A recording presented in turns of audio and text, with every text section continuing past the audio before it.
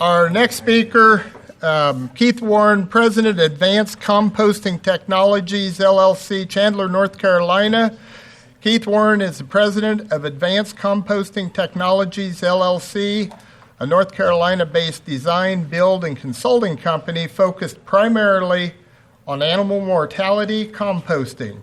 He started the company in 1998, began working in 2000 with NCDA, the USDA, NRCS, EPA, as well as poultry and swine integrators in the Southeast to develop forest aerated mortality composting systems for animal agriculture.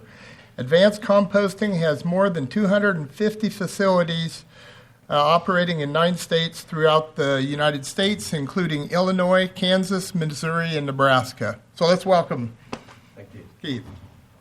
Is it working? Can you hear me? Okay. Turn it up. Is it good? Okay. I'm going to move that. Again, my name is Keith Warren with Advanced Composting Technologies. It's a pleasure and an honor to be here today to talk about animal mortality composting because we spent the last 20 years trying to figure out exactly how the composting process works and how we can tap into the potential. Am I on? Try it again now. Testing. Ooh. That's loud. Okay. So again, we were trying to figure out how we tap into the real potential power of the composting process. These are just a couple of the facilities that we've built. And one of the notes when I put these slides up is that those facilities now are obsolete from the standpoint that's not the technology that we build today. And those are only 8 or 9 years old. So I hope by the end of this slideshow, I can share with you a little bit of that new technology. We are, again, a North Carolina company-based company that is focused on designing and building animal mortality composting systems with 300 facilities on the ground. We've worked with the North Carolina Department of Agriculture, with the Natural Resource Conservation Service, with USDA, APHIS during avian influenza in Iowa in 2015, with the FEMA during Hurricane Florence in 2018 in the Carolinas. With EPA, we're also working with APHIS now to look at techniques and technology and preparing to train the industry to deal with an African swine fever event. My goal today is at the end of the day to help you improve your composting operations by sharing with you some suggestions, some advice, some information, and some recommendations that are based on a blend of science, our experiences, and some just old-fashioned common sense. We still hear and see a lot of farms that are frustrated and are struggling because they lack just a general basic understanding of the composting process. Composting animal mortality, it's not rocket science, but it does require a fundamental understanding of how the composting process works.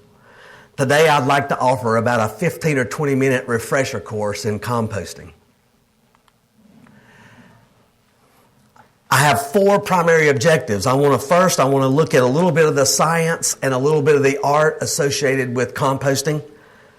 Second, I want to understand and share with you the inputs that go into the composting process and what it takes to be successful composting animal mortality.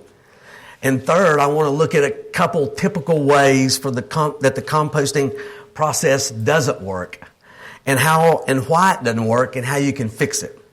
If you're struggling with the composting process and you're not happy with the results you're getting, my goal today is to point you in the general direction so that you can go home and start to fix the things that are wrong with the composting operation. And number 4, if time permits, I'd like to share with you an ACT solution to animal mortality composting. I'd really like to start with the basics, the science. And let's begin with the definition of the composting process because everything we're going to talk about from here on out will be built on that definition.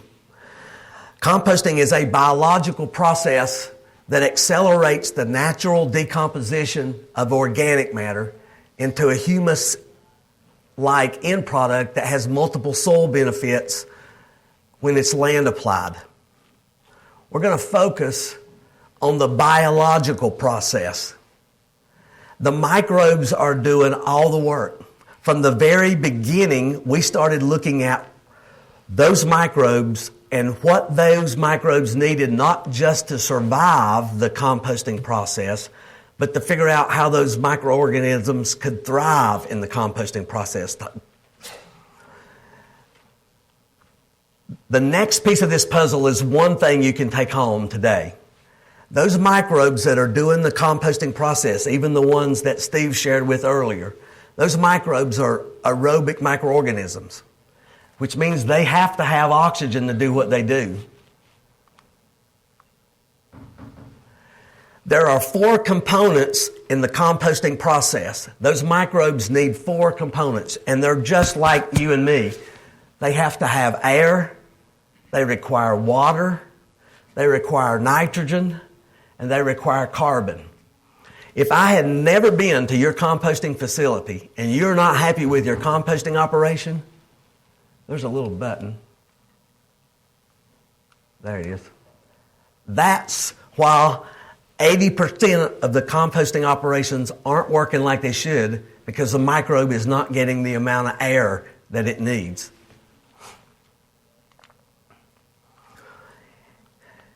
"25, 30 years ago, composting of animal mortality was done in wooden bins, so the air could get to the compost, to the pile, through the cracks in the wood.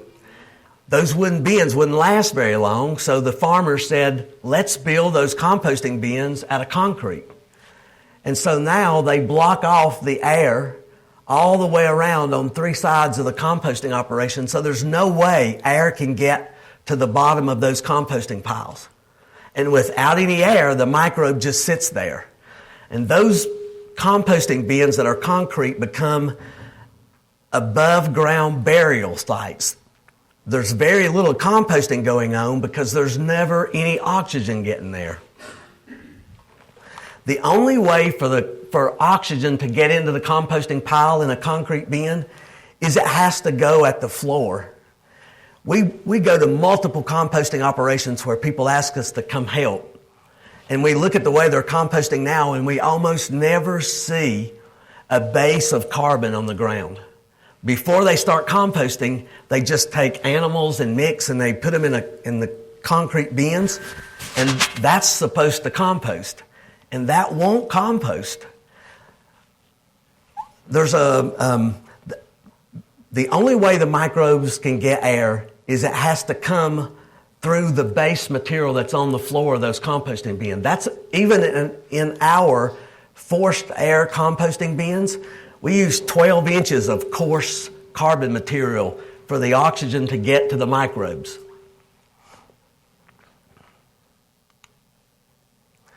There's a couple solutions if carbon or air is your problem.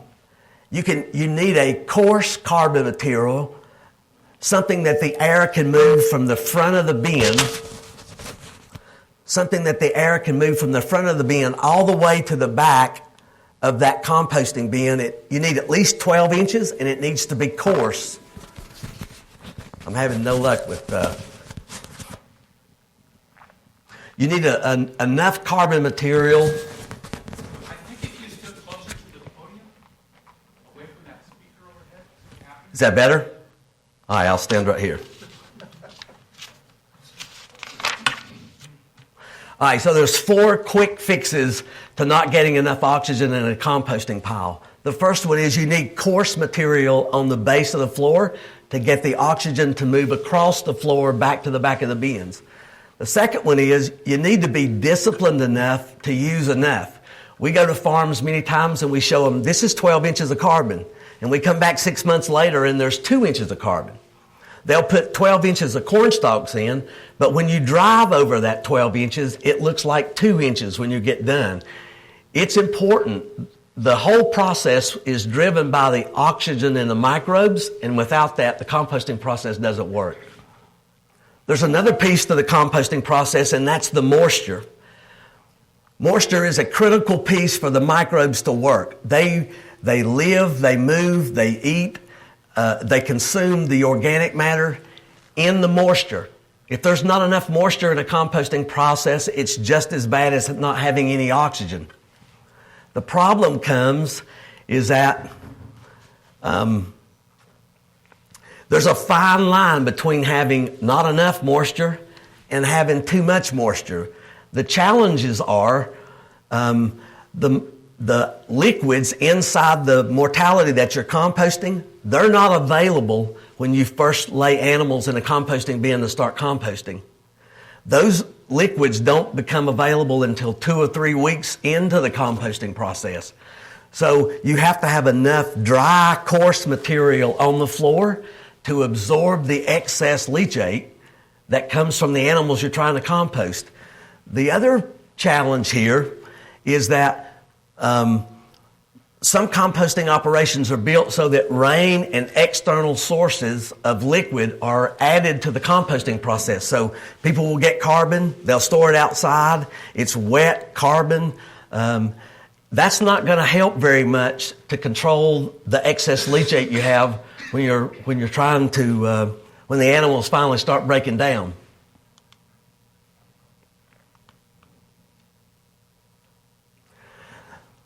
We talked about 4 components that the microbes are looking for: air and water. The next 2 pieces are food. They need carbon and nitrogen. In North Carolina, we have an abundance of sawdust. In Iowa, you have an abundance of wheat straw, soybean stubble, and corn stalks. Those are all good carbon sources. Sawdust by far is a better carbon source for 2 reasons. Number 1, it can typically be dry. And number 2, it has a higher carbon content than does soybeans and corn. So you may have to use more soybeans and corn as your carbon source in the mix than you would have to if you're using sawdust.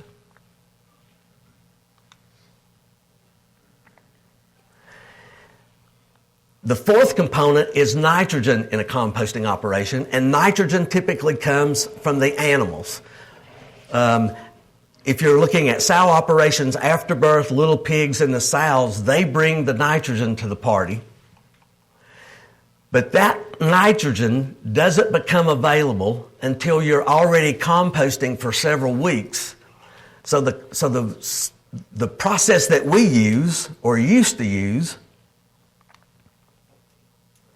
is we would make a composting bin that we would mix hot compost from your composting operation with carbon, fresh carbon, about a mix of 50-50, so that we could start the composting process before we ever introduce the animals.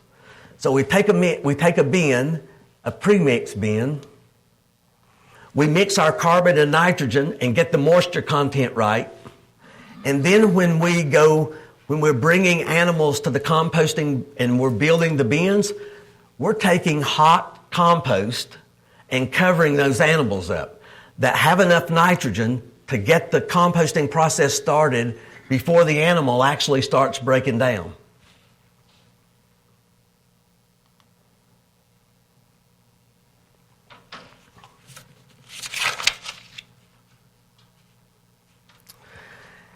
In a composting operation, you never can see the microbes. So you really don't know how well the composting process is working by just looking at the pile. We use a surrogate, which is heat. When we first started building composting systems for USDA and NRCS in North Carolina, one of the things that they were impressed with was that we had incredible heat temperatures even in the first couple of days. We were cooking between 150 and 160 degrees for 28 consecutive days.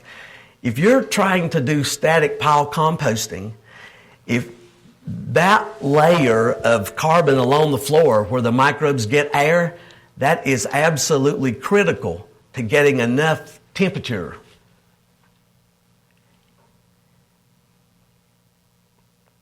In forced air composting, we like to run about 160 degrees.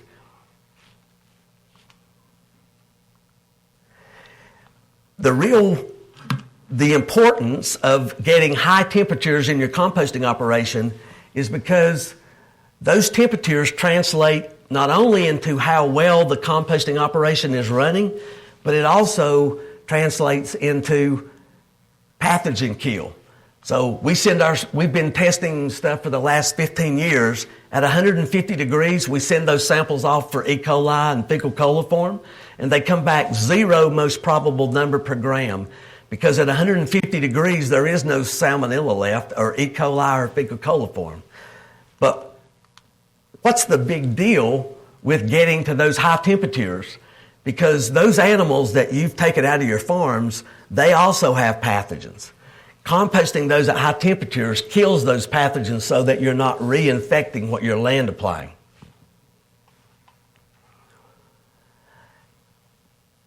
This is the typical static pile composting system that static pile goes by those 4 objectives: air, water, nitrogen, and carbon.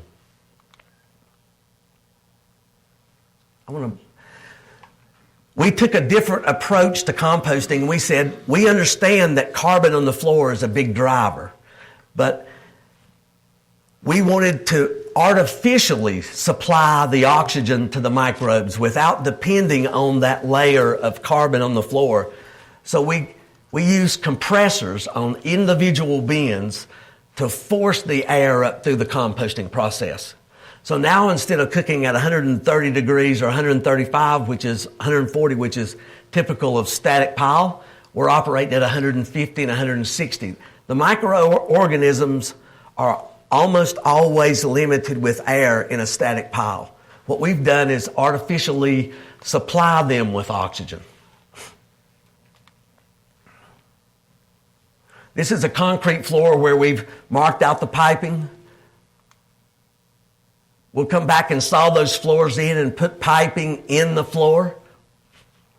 Now, the question is, how much air do those microorganisms need 24 hours a day, 7 days a week?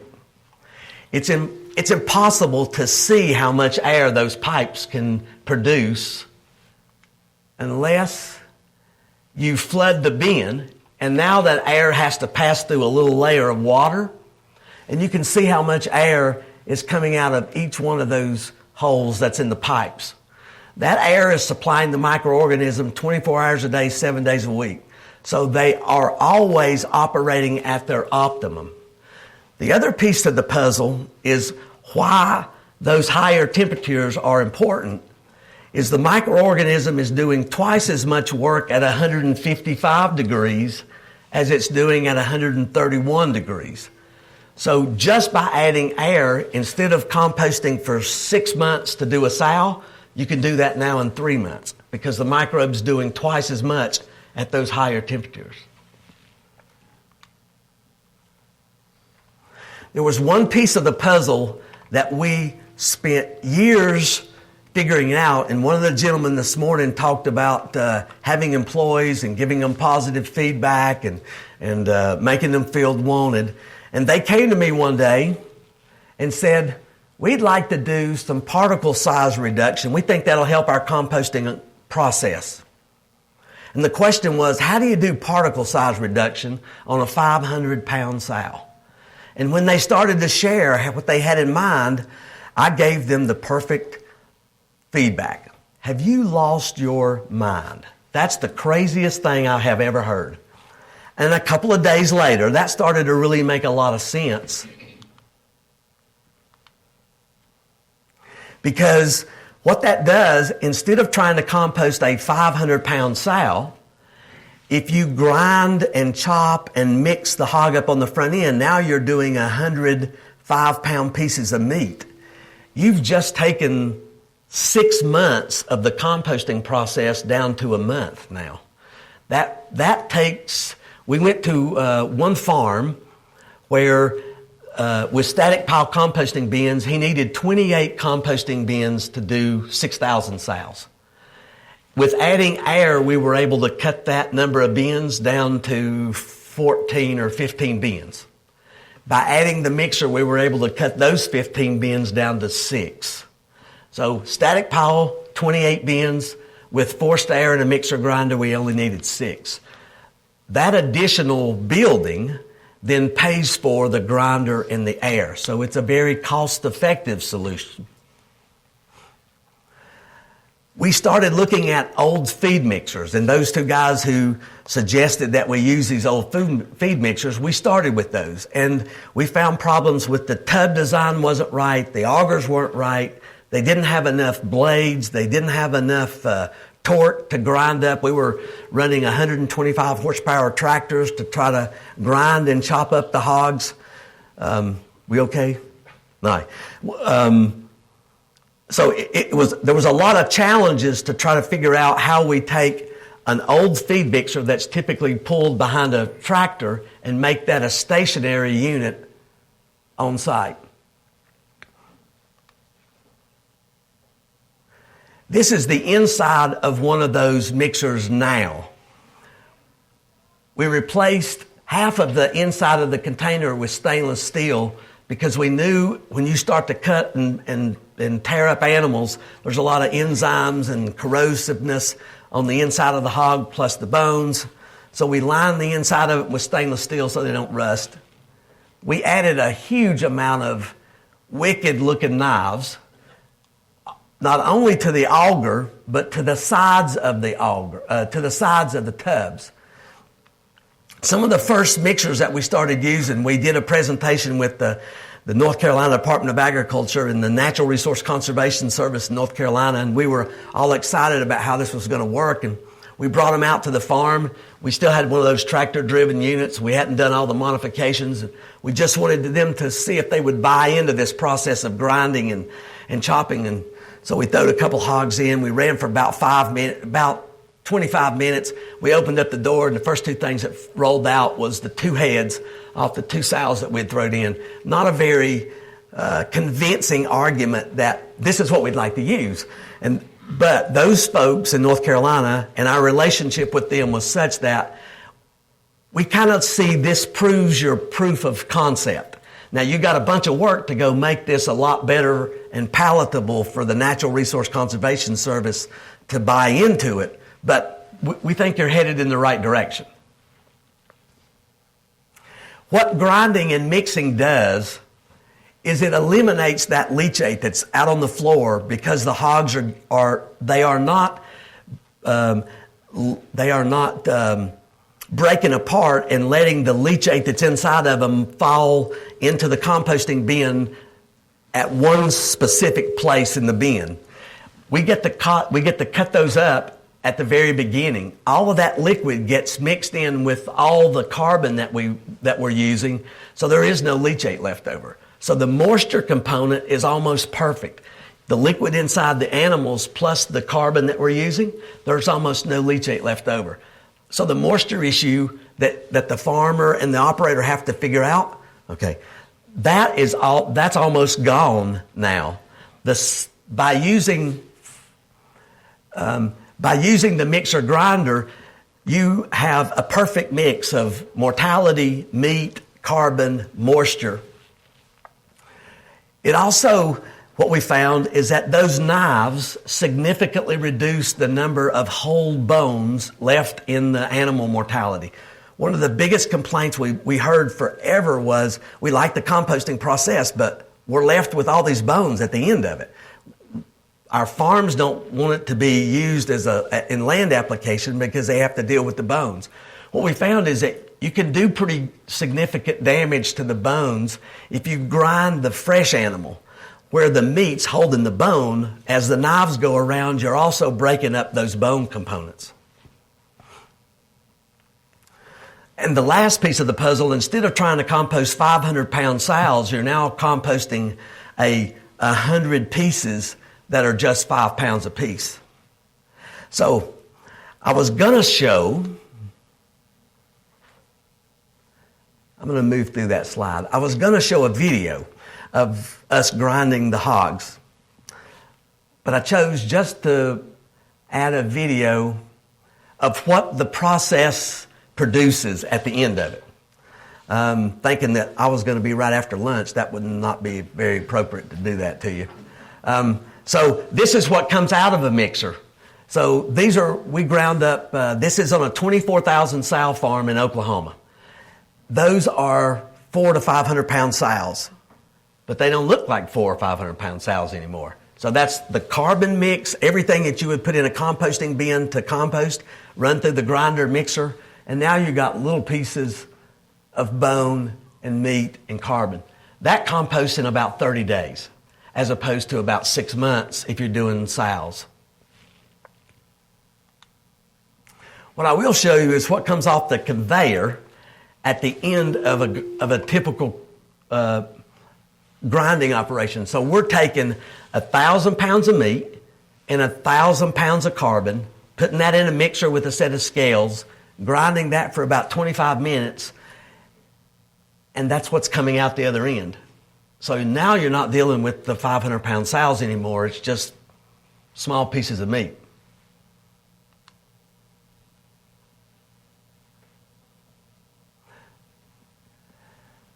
The other significant complaint we heard when we were not grinding was that when you take sows to a composting bin to start composting and you have to lay that sow in, the instructions you get are, well, you need to be 6 inches off the wall, 6 inches off the back wall.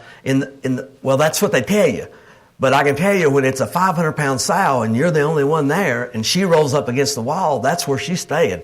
Because there ain't no, you don't get in the composting bin and pull her off the wall 6 inches. With the grinder mixer, there is no worrying about where the material lays in the bin. It's already ground, so you just fill the bins up. There's no more leachate. There's no more big bins. We increased the loading rate of our bins from about 10,000 pounds to 12,000 pounds. The cycle time went from 45 days to now. We just finished testing with North Carolina State, and we can compost in a forced air bin for 15 days. We meet all the pathogen kill reduction. That material can be moved to storage. Since the microbes are so populated at this point, it'll go through another heat cycle in storage. So 15 days of air is all you need and 15 days of storage, and those sows are now ready to be land applied.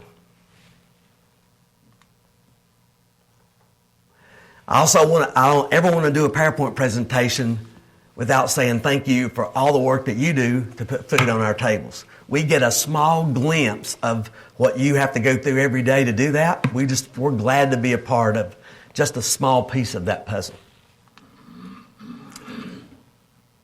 And if I'm close, I'll take any questions. Yes, sir. I got a couple of questions. One, when you put forced air into it, you need the foot of coarse material on the bottom end. I mean, it's a lot warmer there. Here, where it's 40 below in the wintertime. How well with this process? It works well. We built some composting facilities in Illinois. I guess the furthest north is in Rockford, Illinois. And I was up there with a foot of snow on the ground, and it was wind was blowing. It was 28 degrees, and I was really wishing I was back in in Carolina. But we had 160 degrees in the composting bins. So it really doesn't make a big difference. Once those microbes get to working, they want to run at about 150, 160, and there's so little air that's, once it gets spread out on the floor, it doesn't cool it down. It took us a long time to figure out exactly how much air to give them so that they get all the oxygen that they need without driving off heat and without driving off moisture. So yeah, it took us a while. It's a great question. And Don Stromley, who's from Iowa, he runs our Midwestern division, and he's taken me to Wisconsin and Minnesota and South Dakota, and he's even mentioned about, there's hogs in Canada. So I got a feeling in the next year or two, we'll have some really cold experiences to share with you as how well this works. Any other questions? From a practical experience, cleaning those bins out, how do you get them clean without damaging your air pipe? That's a great question. The pipe is buried in the concrete about 1.5 inches deep, and it's only about a 1/2 inch pipe. And so once you put that 6 or 8 inches of carbon on the floor, You can drive in, drive out. You won't touch the pipes. That's taken us a while to figure out exactly how to do that and do that right so that you don't have to worry about the pipes. Yes. Talk about getting it down to 6 bays with forced air and grinding material. Yes. And for 6,000 sows. Yes. So a bay is about how big? Oh, yep. 10 feet wide, 16 feet from front to back, and 6 feet tall. Okay. That's just a standard, what we think of as a concrete bin.